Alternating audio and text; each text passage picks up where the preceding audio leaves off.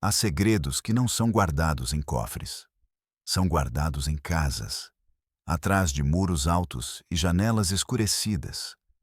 Nos bairros mais exclusivos da cidade do México, há mansões que não são lares, são mausoléus. Túmulos de mármore e cristal onde são enterradas as verdades mais obscuras de uma família, vistas de fora, são um cartão postal do sucesso. Jardins projetados por paisagistas, carros de luxo que dormem em garagens climatizadas, seguranças que patrulham o perímetro com uma eficiência silenciosa.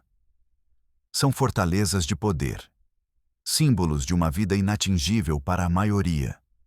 Mas se você se aproximar, se desligar o motor do seu carro na quietude da meia-noite, você pode sentir. Não é um som. É uma vibração.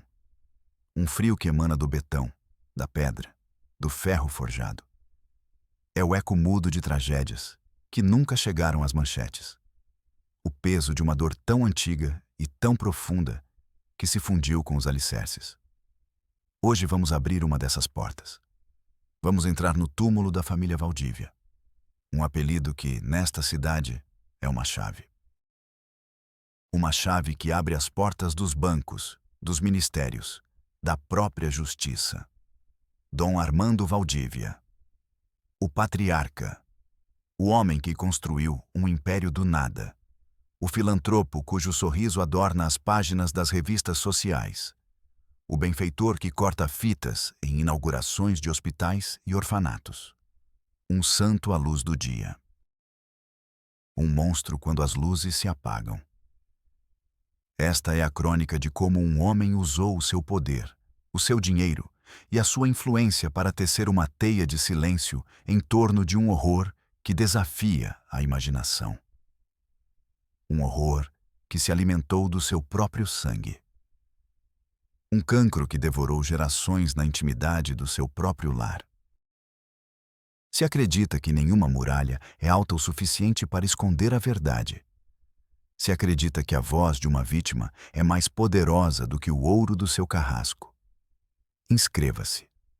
Faça parte desta comunidade. Porque cada inscrição não é um número. É um tijolo a menos na parede do silêncio. A história não começa com um crime. Começa com um processo. Uma pasta cor de Manila, fina, quase insultuosamente fina. Na etiqueta, uma frase escrita à máquina, com a tinta ligeiramente desbotada. Sofia L. Menor, em situação de fuga. O arquivo estava sobre uma pilha de outras pastas idênticas na secretária de Carmen Mendoza, uma assistente social. Uma daquelas guerreiras anônimas que travam batalhas invisíveis nos labirintos da burocracia. O seu escritório era um cubículo de 4x4 num edifício governamental sem alma. As paredes, de uma cor bege indefinida, estavam cobertas de notas, post-its, desenhos infantis e os rostos de crianças que o sistema tinha esquecido. Carmen tinha 38 anos, mas os seus olhos carregavam o peso de um século de tristezas alheias. Ela tinha visto a miséria em todas as suas formas. O abuso, a negligência, o abandono. Ela achava que nada mais poderia surpreendê-la. Ela estava enganada. O caso de Sofia parecia, à primeira vista, dolorosamente rotineiro. Uma adolescente de 16 anos. Ela tinha fugido de um internato de elite na Suíça. A encontraram 3 dias depois, vagando pela Alameda Central. Ela estava descalça. As suas roupas, um uniforme escolar muito caro, estavam rasgadas e sujas. Ela não falava. Apenas repetia a mesma frase várias vezes, num sussurro quase inaudível. Não quero voltar para o jardim. O relatório policial era breve. Diagnóstico provisório. Rebeldia adolescente. Possível consumo de substâncias. A rotina de sempre. Enviaram-na para um abrigo temporário do governo. E o processo, aquela pasta fina cor de Manila, chegou à secretária de Carmen. O seu trabalho, em teoria, era simples: contactar a família, avaliar a situação, facilitar a reintegração familiar, encerrar o caso, arquivar a pasta. Mas algo naquele relatório a inquietou. Internato Le Chêne, Suíça. Carmen pesquisou na internet. A mensalidade anual tinha 6 dígitos, em dólares. Um paraíso para os filhos de multimilionários. Por que fugir de um paraíso? E depois, aquela frase: não quero voltar para o jardim. Não soava a rebeldia. Soava a terror. Carmen deixou os outros processos de lado. Pegou na sua mala, ele dirigiu até o abrigo. O lugar era um caos de barulho e vida. Crianças correndo. Adolescentes ouvindo música alto nos seus telemóveis. O cheiro penetrante de cloro e comida barata.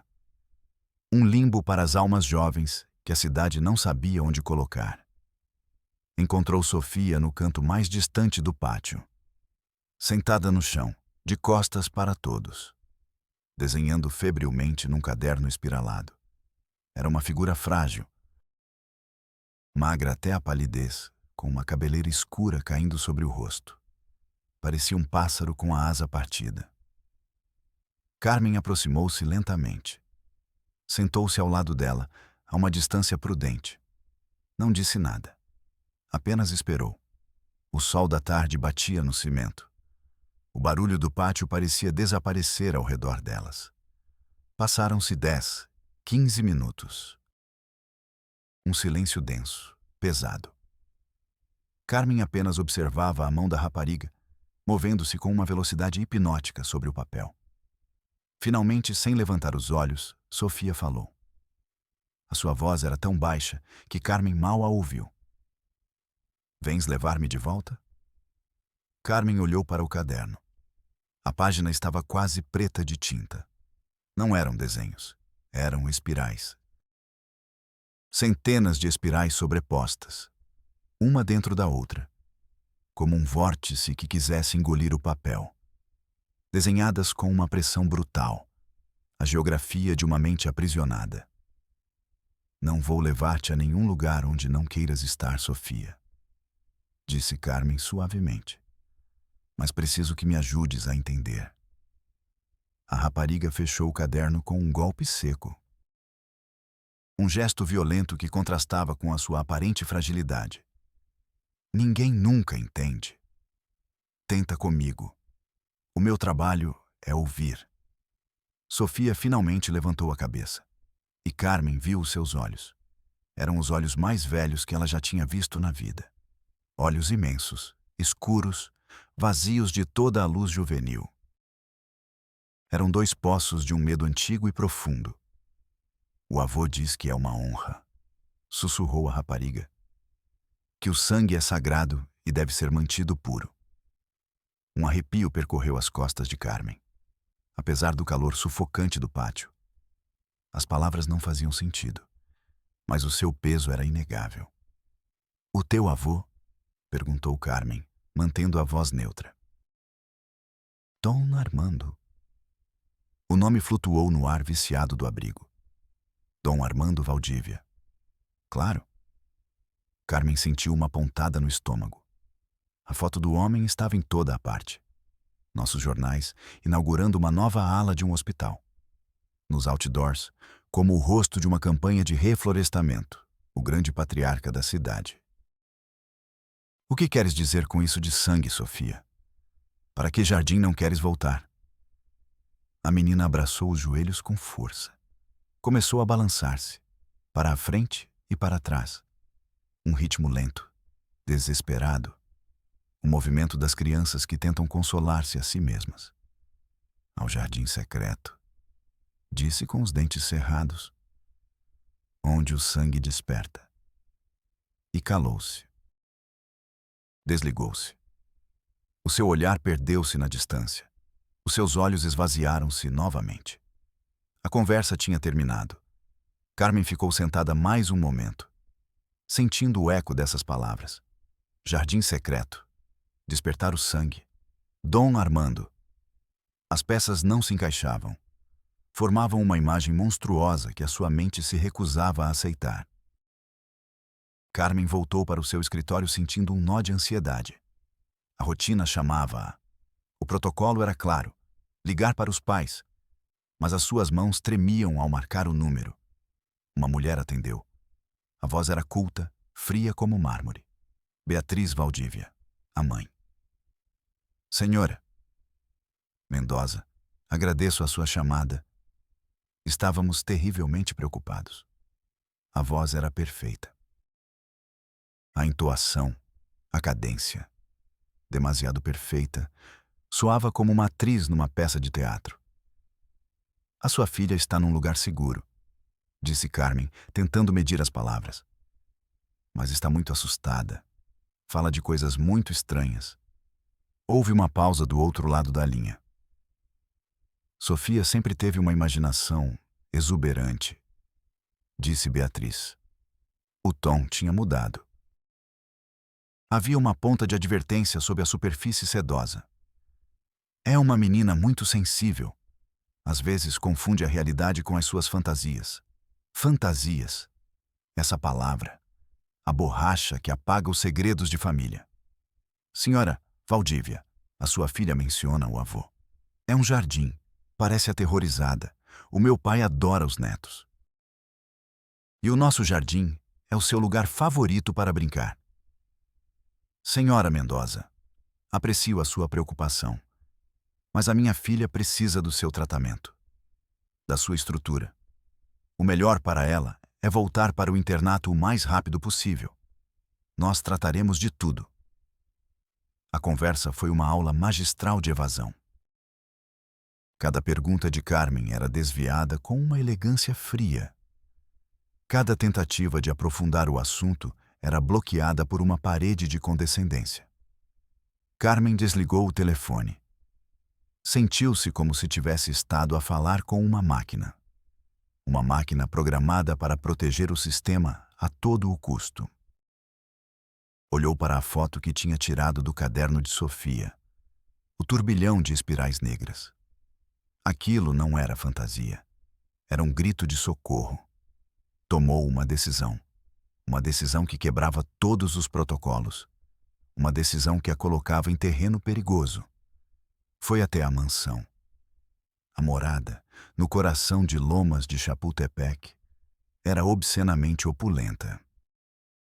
A casa era uma fortaleza branca. Moderna, minimalista, impenetrável. Muros com mais de 5 metros de altura. Câmaras de segurança em cada esquina. Carmen sentiu-se pequena, insignificante, diante daquela demonstração de poder. Tocou no intercomunicador. Uma voz sem rosto, distorcida pelo altifalante, perguntou quem era. Sou Carmen Mendoza, do Sistema de Assistência Social. É sobre o caso da Sofia. O silêncio que se seguiu foi longo, incômodo. Carmen sentiu que a estavam a observar, a analisar, a julgar. Finalmente, um zumbido elétrico. A imponente grade de ferro deslizou para o lado sem fazer barulho. Era um convite e um aviso. Um mordomo vestido com um uniforme impecável recebeu-a na porta. Não sorriu. Ele a conduziu por um vestíbulo que parecia a galeria de um museu de arte moderna. O silêncio era absoluto. Antinatural. O ar cheirava a limpo, a flores frescas e a algo mais, a algo metálico, estéril. Fizeram-na esperar numa sala com vista para um jardim perfeito. Um gramado que parecia um tapete verde. Flores exóticas de cores vibrantes. Mas era um jardim sem vida. Sem insetos, sem pássaros. Uma paisagem artificial. Beatriz Valdívia entrou na sala. Pessoalmente, era ainda mais imponente do que ao telefone. Alta, magra, vestida de branco imaculado. O seu rosto era uma máscara de porcelana. Senhorita Mendoza, disse ela, e a sua voz era ainda mais fria do que o mármore do chão. A sua persistência é invulgar. O meu trabalho é garantir que a Sofia está bem. Beatriz esboçou um sorriso que não chegou aos olhos. Nós garantimos que a Sofia está bem. Pagamos-lhe os melhores médicos do mundo. Acha que uma burocrata com um salário modesto pode entender o que a minha filha precisa? A humilhação foi um golpe direto. Preciso. A sua filha falou-me de um jardim secreto, disse Carmen, sentindo a raiva começar a superar o medo. A máscara de Beatriz rachou, apenas por uma fração de segundo. Mas Carmen viu. Um lampejo de puro pânico nos seus olhos. Uma sombra de terror tão profunda quanto a que ela tinha visto nos olhos de Sofia. Então, desapareceu. A compostura voltou, mais sólida, mais fria. Você está a ouvir os delírios de uma menina confusa, disse ela, com voz monótona. E está a invadir a minha privacidade. Sugiro que volte para o seu escritório e encerre o caso. A próxima comunicação que receberá será dos nossos advogados. A ameaça era clara. O mordomo apareceu na porta como por magia. A audiência tinha terminado. Enquanto a escoltavam até a saída, Carmen passou por uma porta entreaberta e viu um menino pequeno. Não devia ter mais de 10 anos. Estava sentado no chão de um quarto escuro. Balançava-se, para a frente e para trás, exatamente como Sofia. Os seus olhos estavam fixos num ponto na parede. Estavam vazios, completamente vazios.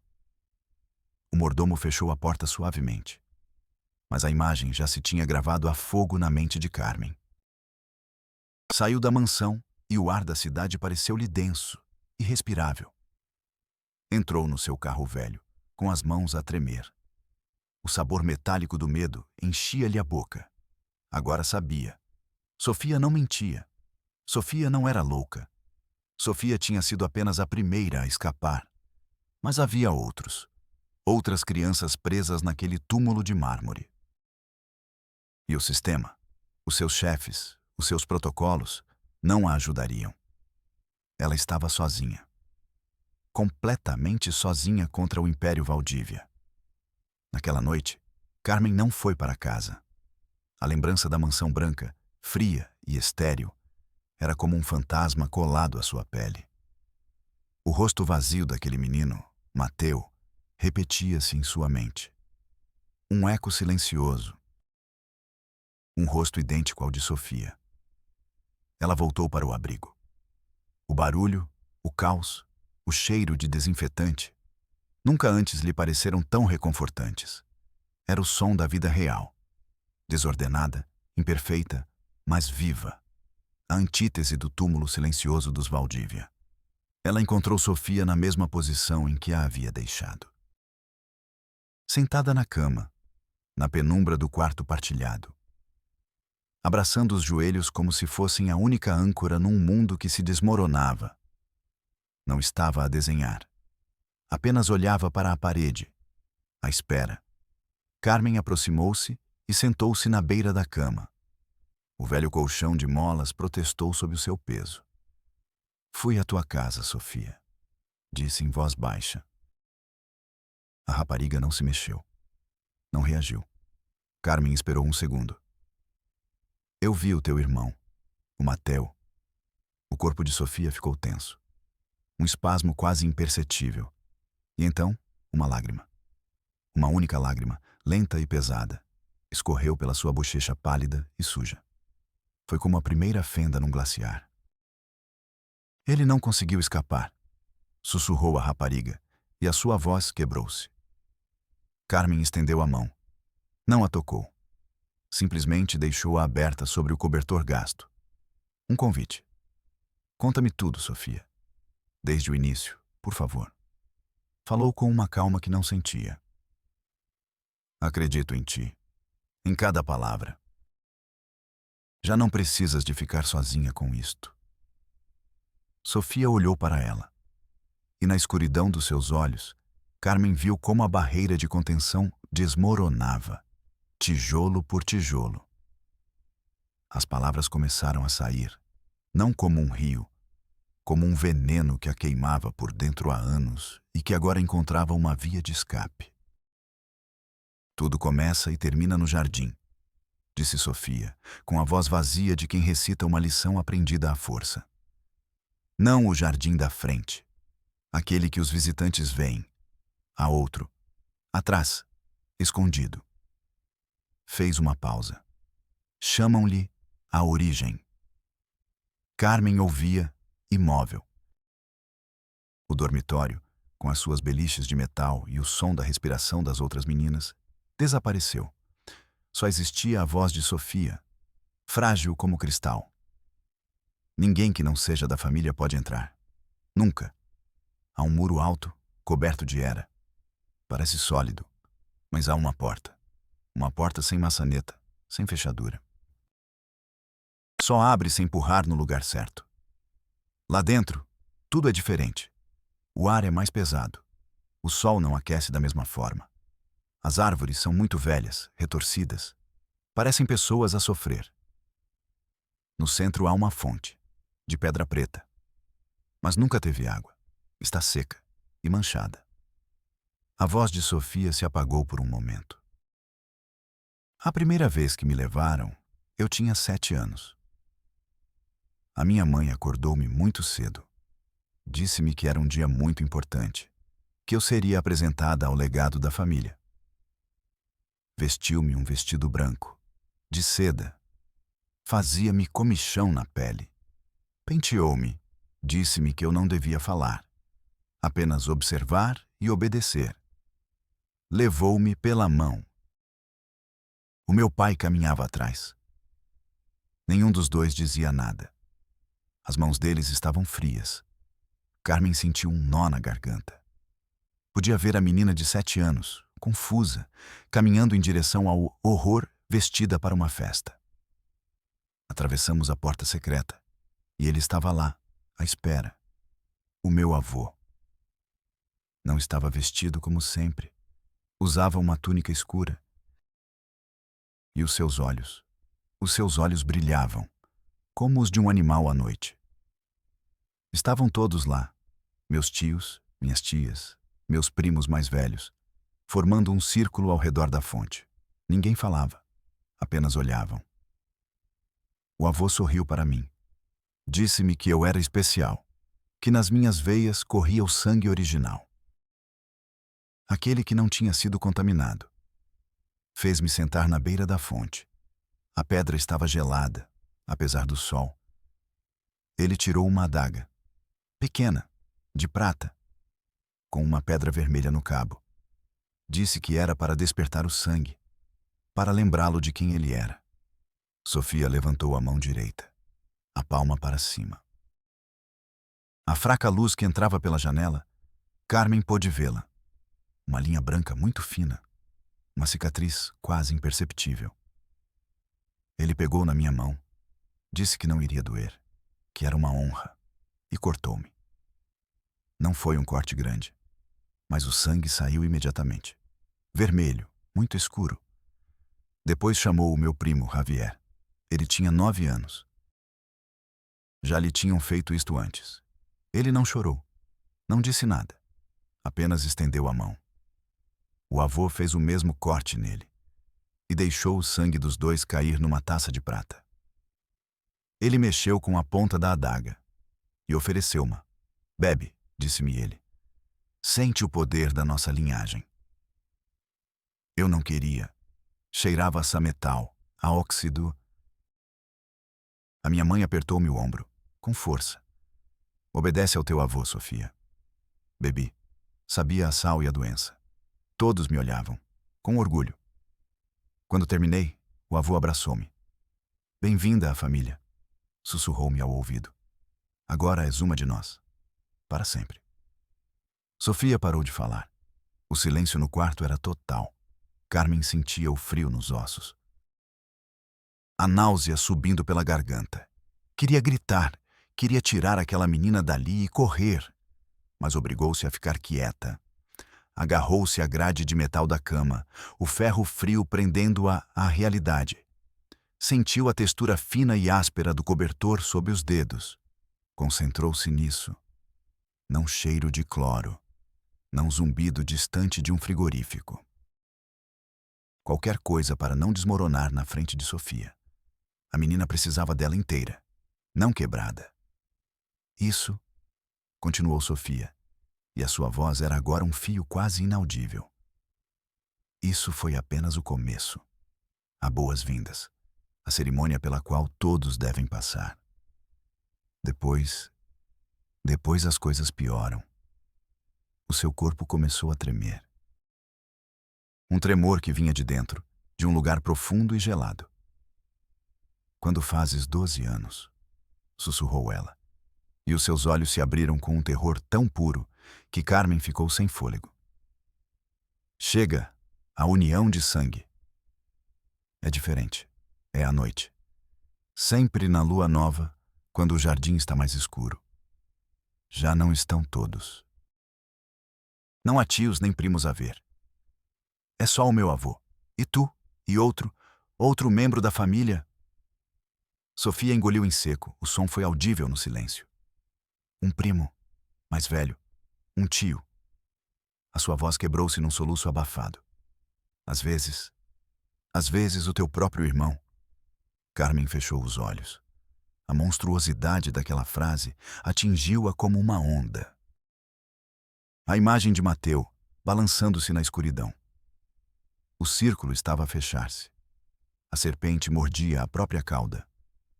Levam-te novamente. Deitam-te sobre a pedra da fonte. O altar, como ele lhe chama. A pedra está gelada.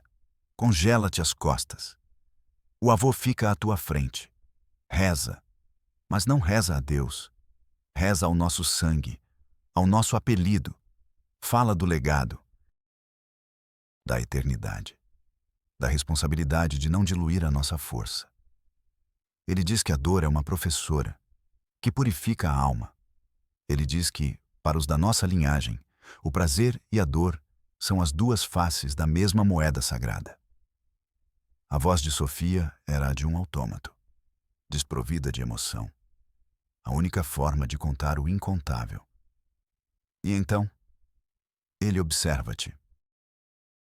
Senta-se numa cadeira que trazem só para isso, e observa. Ele observa-te enquanto o outro cumpre o ritual, enquanto te une ao sangue. Não conseguiu terminar. O mecanismo de defesa que lhe permitia falar despedaçou-se.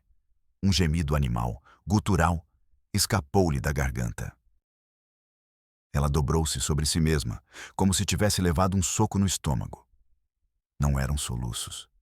Era um espasmo de puro terror revivido. Carmen reagiu. Ela moveu-se e abraçou-a. O corpo da rapariga estava rígido como uma tábua, frio como o mármore da mansão. Ela não retribuiu o abraço. Simplesmente tremia. Um tremor violento, incontrolável, que sacudia toda a cama. Carmen segurou-a com força. Enterrou o rosto da rapariga no seu ombro, protegendo-a do mundo, das suas próprias memórias. Sentiu a fragilidade dos seus ossos, a tensão de cada músculo. Era como abraçar uma estátua de gelo e medo. Ficaram assim por um tempo que pareceu uma eternidade. O amanhecer começava a tingir o céu de um cinza pálido. O abrigo começava a acordar. Ouvia-se murmúrios, passos, portas a abrir. Mas no seu canto, o tempo tinha parado. Aos poucos, o tremor de Sofia diminuiu. Tornou-se um estremecimento ocasional. Carmen sentiu a umidade das lágrimas silenciosas no seu ombro.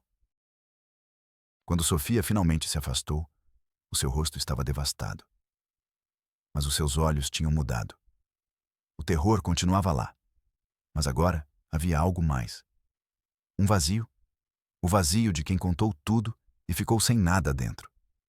Carmen sentiu uma onda de raiva. Uma raiva fria, lúcida, cortante. Era diferente de tudo o que ela já havia sentido antes. Não era a raiva quente e impotente que sentia no seu escritório.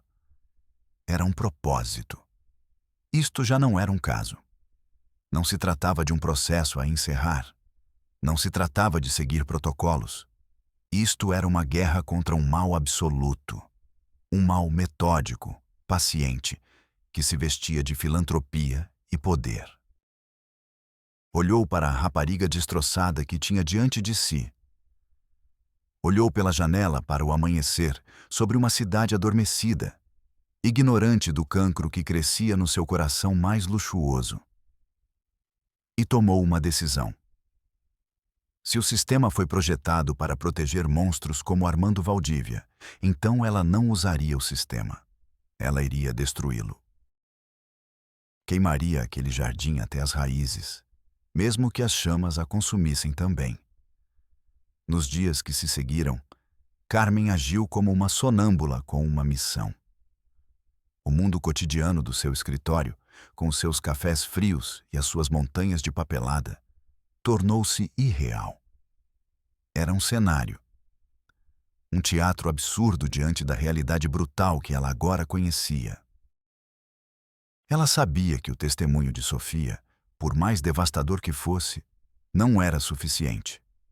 Era a palavra de uma menor traumatizada contra o império de Armando Valdívia. Em qualquer tribunal, formal ou de opinião pública, a balança inclinar-se-ia para o poder. Precisava de compreender o monstro para poder caçá-lo. Precisava de desenterrar as raízes podres daquele jardim secreto. Passou noites inteiras no seu pequeno apartamento, rodeada de livros de história, biografias de magnatas, tratados de psicologia sobre cultos e abuso narcisista.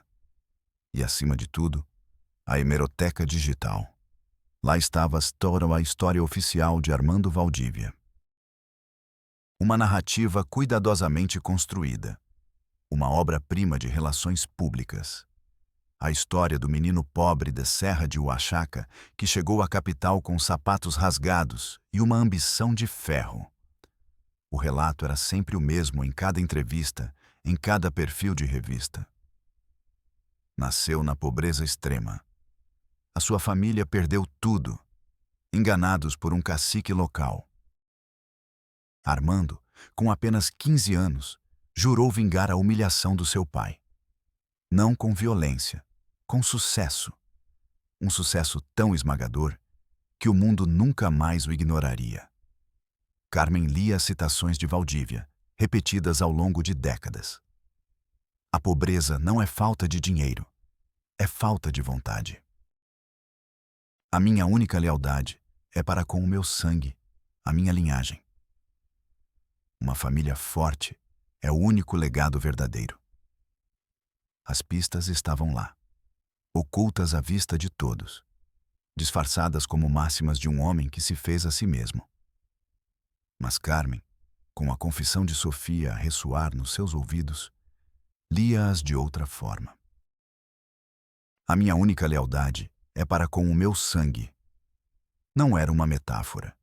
Era uma declaração literal. A base da sua teologia distorcida. A sua investigação levou-a além das manchetes, aos microfilmes de jornais antigos, aos registros comerciais. A ascensão de Valdívia não tinha sido limpa. O seu primeiro sócio, morto num acidente de construção. O seu sogro, um industrial da velha guarda, falecido num estranho acidente de carro, apenas 1 ano após o casamento da sua filha com Valdívia. Cada degrau na sua escada para o poder estava manchado por uma tragédia convenientemente sincronizada. Mas o dinheiro tinha limpo tudo. Tinha comprado o silêncio, a cumplicidade, o esquecimento. E depois havia a família. Criou-a como uma seita. Isolou os filhos do mundo exterior. Educou-os em casa com tutores privados que assinavam acordos de confidencialidade rigorosos. Enviou-os para os internatos mais exclusivos, não para se misturarem com a elite, mas para os manter numa bolha dourada, longe de influências contaminantes. Criou um culto onde ele era o único Deus. E o incesto, o sacramento mais sagrado. Uma forma de se retraírem sobre si mesmos, de criar uma linhagem pura, endogâmica, invulnerável ao mundo exterior que tanto desprezava e temia. Uma fortaleza genética, a máxima expressão do seu narcisismo. Criar uma dinastia que fosse, literalmente, só ele. Repetido nos seus filhos e nos filhos dos seus filhos. Carmen sentiu uma vertigem intelectual. Ele não era apenas um pervertido, era um arquiteto da loucura, um ideólogo do seu próprio horror. E essa compreensão assustava-a mais do que os próprios atos, porque significava que ele não iria parar. Nunca. Armada com essa nova compreensão, mas sem uma única prova tangível, Carmen decidiu enfrentar o sistema, uma última vez, com a ingênua esperança de que a verdade, por si só, pudesse ser suficiente. Seu primeiro e único destino foi o escritório de seu chefe, Juan Carlos Aguirre, um homem cuja existência inteira parecia dedicada a evitar problemas. Carmen fechou a porta do pequeno escritório, um gesto que Aguirre detestava. Contou-lhe a história, não a versão resumida, a versão completa. O jardim, a adaga, a taça de prata, o altar de pedra. Não omitiu um único detalhe sórdido. Aguirre ouvia, não olhava para ela. Os seus olhos estavam fixos no ecrã do computador, onde piscava um único e-mail. O seu rosto era uma máscara de neutralidade forçada. Quando Carmen terminou, o silêncio na sala era denso, pesado. Aguirre digitou algo.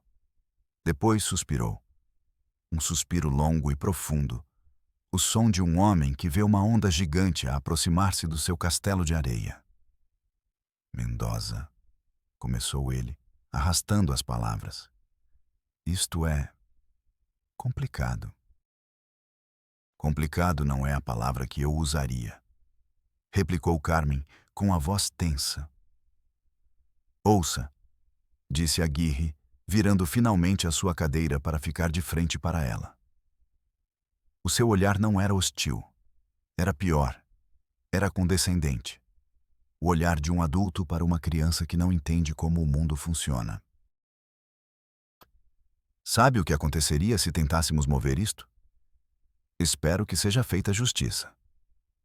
Aguirre soltou uma risada seca, sem humor. Justiça. Que palavra bonita. Deixe-me explicar-lhe o que aconteceria no mundo real. Você apresenta um relatório. Eu, estupidamente, encaminho-o aos meus superiores. Alguém, num andar superior, vê o apelido Valdívia. E o relatório desaparece. Ele inclinou-se para a frente, baixando a voz. Mas não desaparece apenas. É ativado um alarme. E a pessoa que fez soar o alarme, você, torna-se um problema. Um problema que precisa ser resolvido. E sabe como resolvem os problemas nesse nível? Não com ameaças. Isso é coisa de amadores. Eles fazem isso com burocracia. Sua carga de trabalho triplica.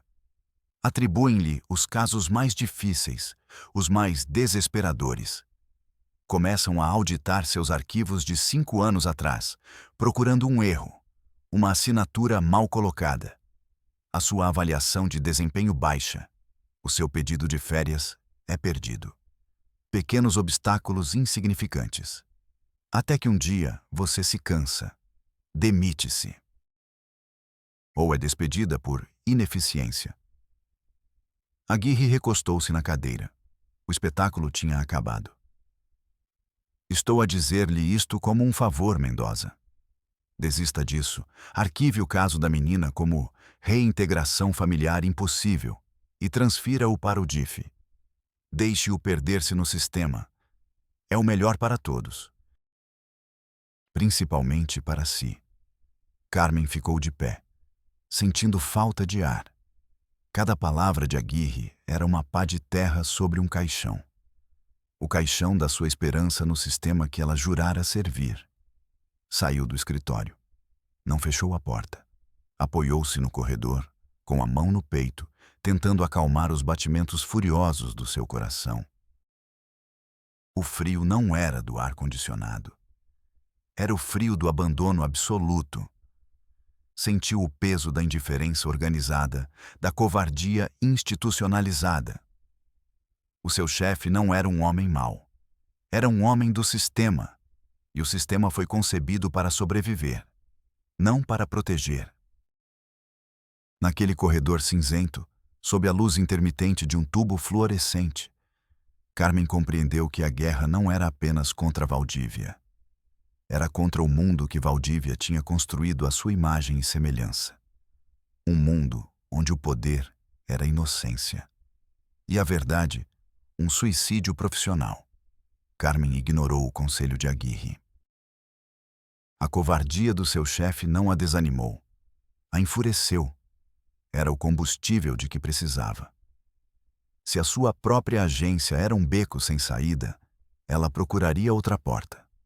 O Ministério Público, a Procuradoria. Um lugar onde a palavra justiça ainda deveria significar alguma coisa. Ela dirigiu até ao chamado bunker, a sede da Procuradoria-Geral da Justiça. Um edifício imponente, de arquitetura brutalista, projetado para intimidar. Carmen não se deixou intimidar. Entrou na secção de crimes sexuais.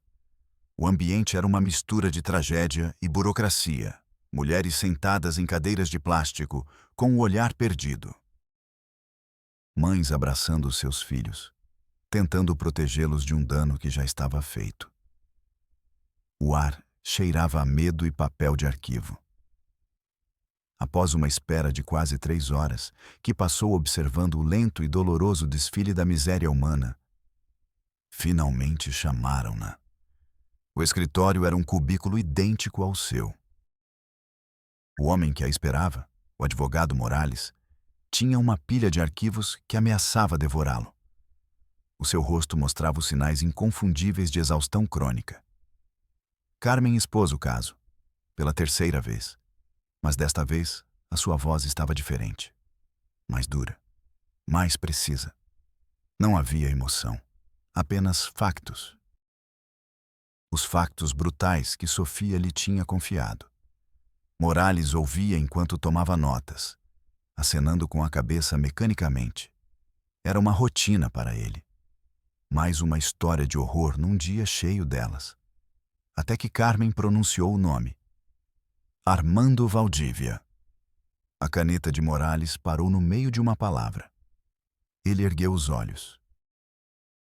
O véu de tédio profissional desapareceu dos seus olhos. Foi substituído por outra coisa. Uma cautela instantânea. Um alarme silencioso ressoou no pequeno cubículo. O empresário? Perguntou, embora soubesse perfeitamente a resposta. O próprio, confirmou Carmen. Morales pousou a caneta sobre a secretária. Recostou-se na cadeira, que rangeu sob o seu peso. Juntou as mãos sobre o abdômen. A linguagem corporal de um homem prestes a dizer não. Senhora Mendoza, começou ele, agora com um tom formal e distante. O que descreve é, sem dúvida, extremamente grave. Eu sei. É por isso que estou aqui.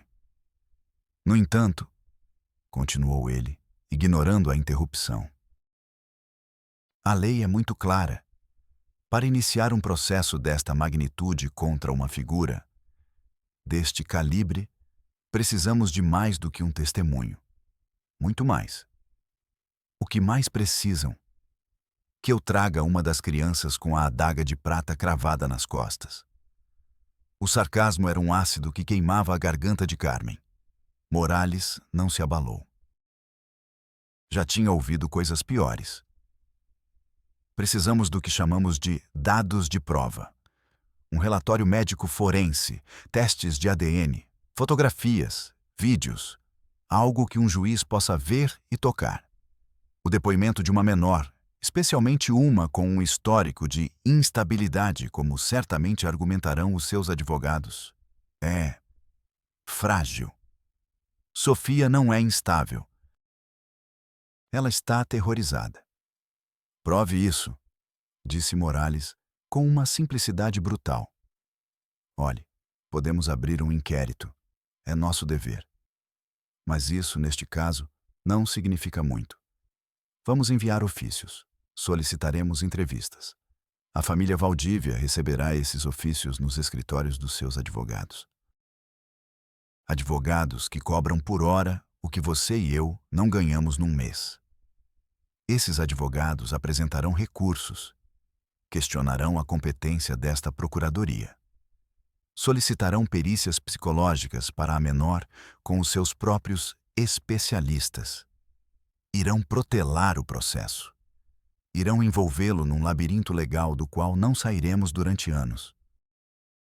E, entretanto, as crianças continuam naquela casa. Então não vão fazer nada? Perguntou Carmen, sentindo uma onda de frio. Vamos seguir o procedimento, corrigiu Morales. E o procedimento em casos como este é uma forma lenta de não fazer nada. O cinismo era tão honesto que desarmava. Carmen sentiu-se como se estivesse a bater numa parede de gelatina. Os seus punhos afundavam-se, mas a parede permanecia intacta. A outra criança, Matteo, o irmão dele. Eu vi-o. Ele está preso lá. Morales pareceu ter uma ideia burocrática. Uma forma de passar o problema para outra pessoa. Abriu uma gaveta e tirou um formulário.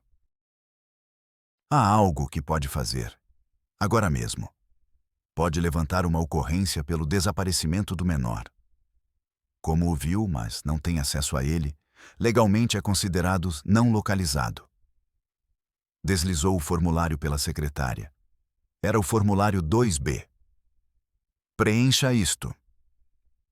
A área de busca de pessoas desaparecidas tem outros protocolos. Talvez eles possam solicitar uma prova de vida ou uma visita domiciliar. O caso já não estaria na minha secretária, estaria na deles. Carmen olhou para o formulário. Papel barato, tinta borrada. Um labirinto de caixas e perguntas irrelevantes.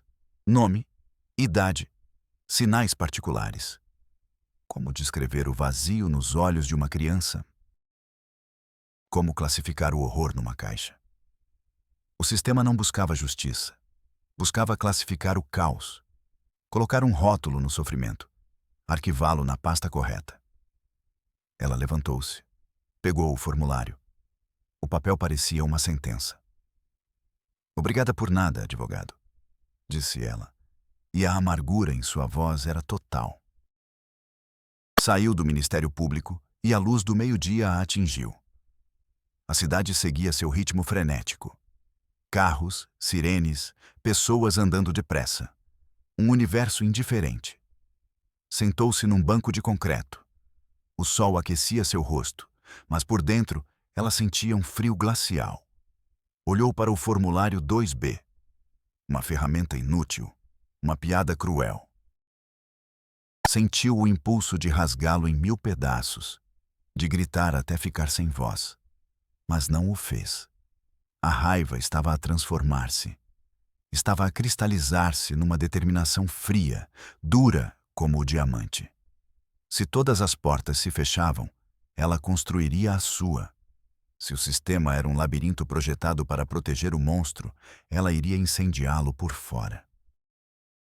A mulher do Demolieff. Ela lembrou-se das suas palavras. Pessoas como os Valdívia só têm medo de uma coisa: da luz, a luz, o escândalo, a vergonha pública. Era uma arma de 2 gumes. Uma arma que poderia destruí-la a ela e a Sofia. Mas era a única que lhe restava. Pegou no telemóvel. Abriu o ficheiro de áudio. A voz de Sofia. Um sussurro trêmulo a contar o horror. A sua única munição. Naquele momento, naquele banco anônimo, rodeada pelo caos da cidade, Carmen Mendoza, a assistente social, a burocrata, morreu. E em seu lugar, nasceu uma combatente. Uma mulher que tinha visto a face do mal e decidido não desviar o olhar. Uma mulher disposta a caminhar em direção ao fogo.